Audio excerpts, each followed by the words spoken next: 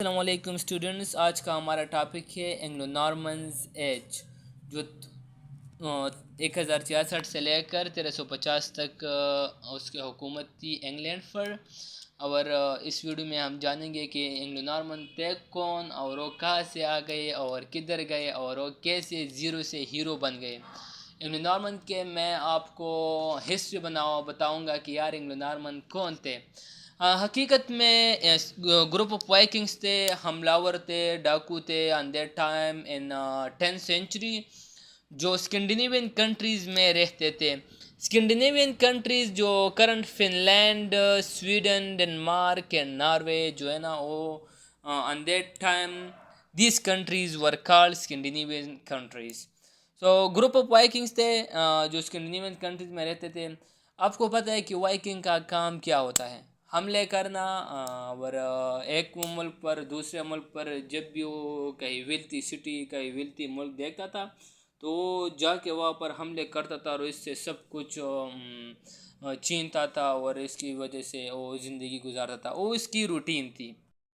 उसी वक्त वो जो वाइकिंग्स थे वो हमले करते थे मुल्कों पर।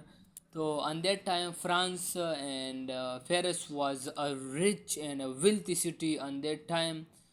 जो वाइकिंग जो हमलावर थे वो जाते थे वहाँ पर, हमले करते थे, और जू भी थे ना, वो सब कुछ उनके साथ उनसे छीनते थे, और उसके जो सिपाही थे वो भी मारते थे, उसके जो नाइट्स थे वो भी मारते थे। Knights and they were very brave people on their time. They used to fight with each and everyone, and they had the ability to beat others.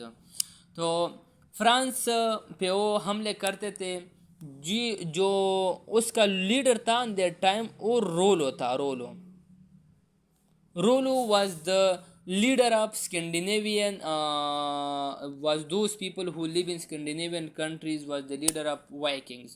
Okay, तो फ्रांस का जो बादशाह था on that time he was Charles,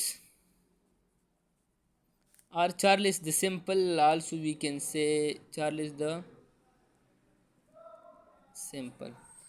Charlie the simple था। वो उनके हमलों से तंग आ चुका था कि यार ये क्या करते थे, मैं तो अपने मुल्क की तरक्की के लिए काम कर रहा हूँ और वो लोग आते जाते मुझसे सब कुछ छीनते फिर जाते। यार मैं उसके साथ जंग तो नहीं करना चाहता। आपको पता है जो तहजीब याफ्ता, तरक्की याफ्ता कंट्रीज़ ममालिक होते हैं ना, वो किसी के साथ झगड़े नहीं करते, किसी के साथ भी झगड़े नहीं करते, और अवॉइड करते थे सब। वो अवॉइड करते हैं ऑल दीज थिंग्स, वो चीज़ें वो सब अवॉइड करते हैं जिसकी वजह से उसको नुकसान करना पड़ा, उसको नुकसान खाना पड़ा। तो सब कुछ अवॉइड करते हैं। तो देखें, चार्ल्स ने सोचा यार कि ये लोग तो ऐसे नहीं समझते, मैं उन लोगों को इखलाक की शिकस्त दूंगा, मैं इन लोगों पे अपने आप भी मजबूत करूंगा, और मैं इन लोगों के साथ एक मुआहिदा करूंगा। मैं रोलो के साथ सुलह करूंगा। रोलो को बताऊंगा कि यार मुझ पे हमले मत करना, और आप कब तक आते जाते हो स्कैंडिनेवियन कंट्री से, बहुत दूर से आते हो, और अपने एनर्जी भी वेस्ट करते हो, और अपने सिपहसालार जो अपने सिपाही भी वेस्ट करते हो, हमला करते हो। आपको सिपाही भी मरते हैं और हमारा सिपाही भी मरते हैं।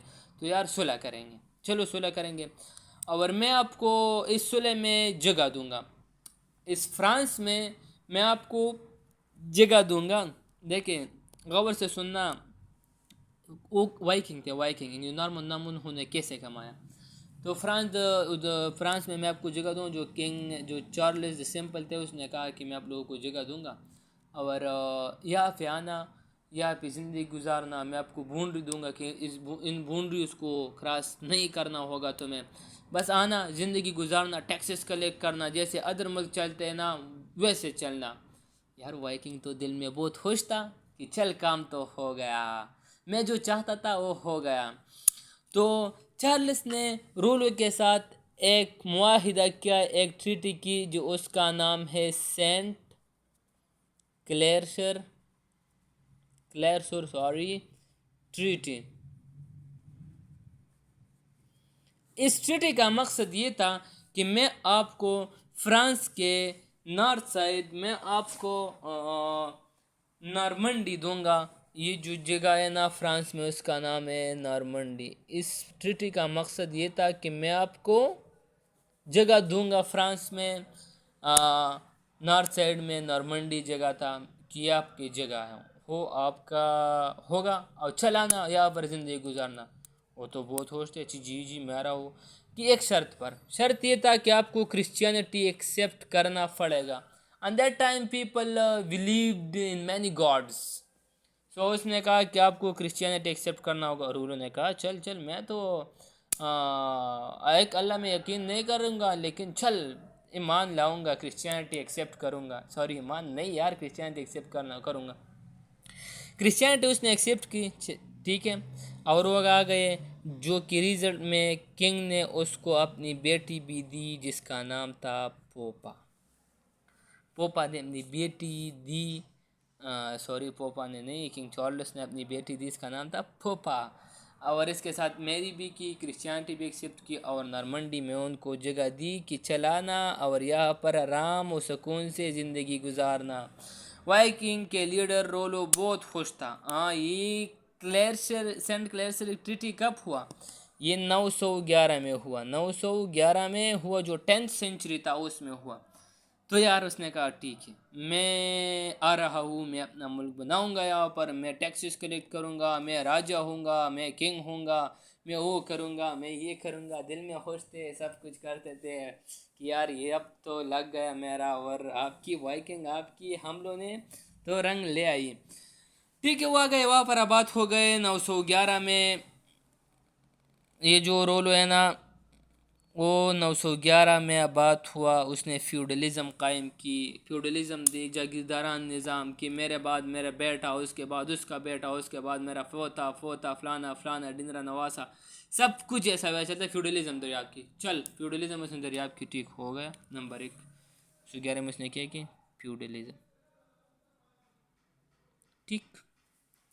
फिर फ्यूडलिज्म के बाद 911 से लेकर 927 तक वो बादशाह था, जो 930 में वो वफात पा चुका था, वो मर चुका था 930 में, ठीक है।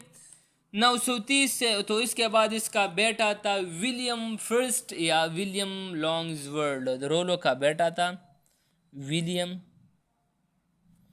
लॉन्ग्सवर्ड, जो रोलो का बेटा था। और उसने 927 से लेकर 942 तक हुकूमत की। नॉर्मंडी में एज ए ड्यूक रहा, एज आ नवाब रहा, ठीक है। इसके बाद जिसका बेटा था विलियम लॉन्ग्सवर्ड के बाद, जिसका नाम था रिचर्ड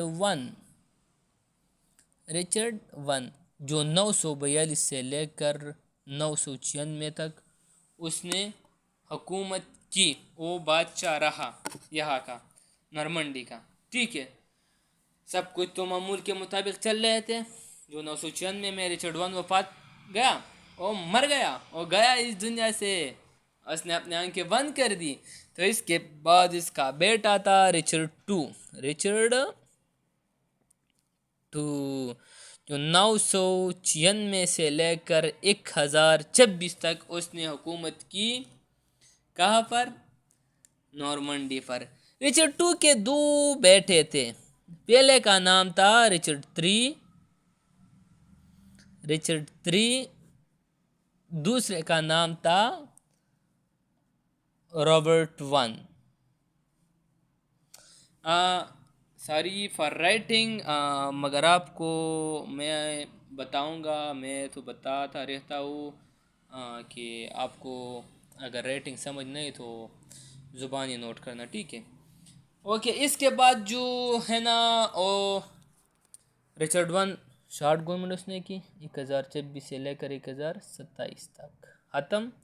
उसके बाद उसका भाई रॉबर्ट 1, जो 1027 से लेकर 1035 तक बादशाह रहा, ड्यूक रहा, जो कि 1028 में अल्लाह ने उनको एक ऐसे बेटे से नवाजा जिसका नाम था विलियम द कंकरर, जो हमारा मेन टॉपिक है। विलियम द कॉन्करर, और जो 1028 में पैदा हुआ। देखें, जब 1035 में रॉबर्ट फर्स्ट वफात गया तो रॉबर्ट फर्स्ट मर गया, तो इसका बेटा जो 7 साल का था उसने नॉर्मंडी का हुकूमत, नॉर्मंडी का गवर्नमेंट संभाला, जिसका नाम था William the conqueror. William the conqueror वो बंदा है जिसने तारीख रकम कर दी। तारीख उसे आज भी याद करता रहता है। तारीख इसकी बहुत जो भी इसकी कहानियाँ थी, अफसाने थे, सब कुछ तारीख को याद है और तारीख ने हमारे तक पहुंचाया। ठीक है, ये तो गलती। इसके बाद विलियम द कंकरर जो है ना 1028 में पैदा हो चुका था और 1035 में इंग्लैंड का नॉर्मंडी का ड्यूक बना दिया उन्होंने। तो 1035 तक इसके बाप ने एक कमाल की जिसका नाम था रॉबर्ट वन। उसने मिलिट्री पर बहुत काम किया। मिलिट्री पर 1035 तक मिलिट्री उसने बहुत अच्छे बनाए। फिर इसके बाद 1035 में जब वो नवाब बन गए ना, तो सब कुछ मामूल के मुताबिक चल रहे थे। सब अपने एल्डर्स को फॉलो करते रहते थे। अब सिलसिला था जो कंटिन्यू था, बादशाह था नॉर्मंडी का। ये बता, क्वेश्चन तो पैदा हो सकता है कि यार आप मुझे ये बताए कि आपने वीडियो के पहले में कहा था कि एंग्लो नॉर्मन्स के आने से फ्रांस को भी बहुत फ़ायदा हुआ था। फ्रांस को क्या फ़ायदा होगा?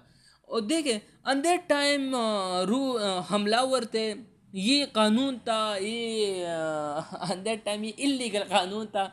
सब को लोग एक दूसरे को मारते रहते थे और एक दूसरे से सब कुछ छीनते थे और इसकी वजह से ज़िंदगी गुजारते थे।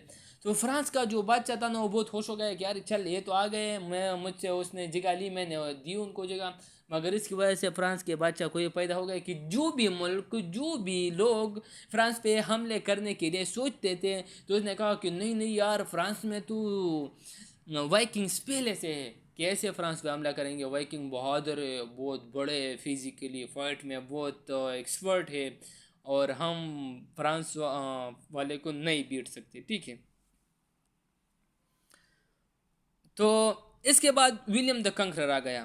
तो विलियम द कंकरर इंशाल्लाह मैं आपको नेक्स्ट पार्ट में बताऊंगा कि विलियम द कंकरर की ज़िंदगी कैसी थी और उसने कैसे अपनी ज़िंदगी गुजारी। उसने इंग्लैंड पर हमला कैसे किया, इंग्लैंड में उसने लिटरेचर के लिए किया उसने इंग्लैंड में कैसे कानून लाना पेश किया। इंग्लैंड के जो पहले कानून था एंग्लो सेक्सन वाला, वो इंग्लैंड के न्यू कानून, न्यू गवर्नमेंट एंग्लो नॉर्मन से मुख्तलिफ था या नहीं। तो टेक केयर, इंशाल्लाह I will upload as soon as possible next part of this video. So मेरे साथ रहिए और चैनल मेरे वीडियो को लाइक करना न भूलें और फॉलो भी करना। Thank you.